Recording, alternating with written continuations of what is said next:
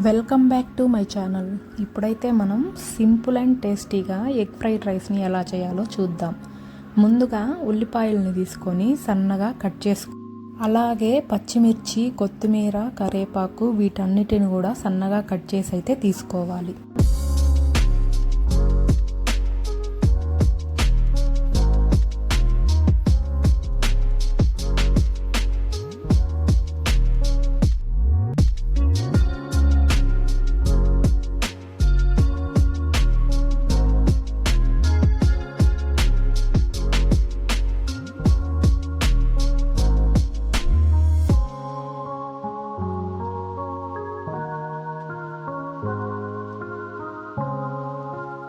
ఇప్పుడు స్టవ్ మీద ప్యాన్ పెట్టుకొని ఆయిల్ హీట్ అయిన తర్వాత అందులో ఒక 1/2 టీ స్పూన్ అయితే జీలకర్ర వేయాలి.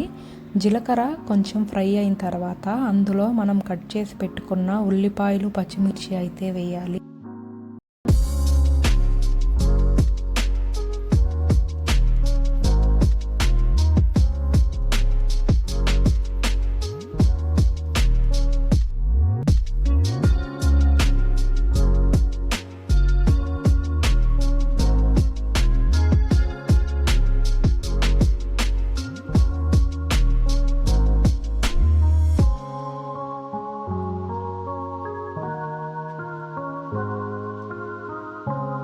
ఆనియన్స్ 50% ఫ్రై అయిన తర్వాత అందులో మనకి కావాల్సినన్ని ఎగ్స్ అయితే యాడ్ చేసుకోవాలి.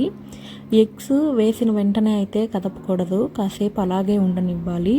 ఇందులో ఇప్పుడు కొంచెం ఉప్పు, అలాగే కొంచెం పసుపు, మన రుచికి సరిపడా కారం, కొంచెం గరం మసాలా అయితే వేసి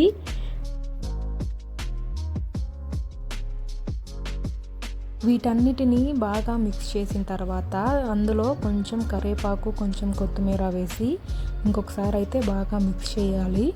అడుగైతే మాడిపోనివ్వకుండా ఒక 5 నుంచి 10 నిమిషాలు ఎగ్ స్మెల్ అంతా పోయేంత వరకు మనం ఫ్రై చేస్తూనే ఉండాలి.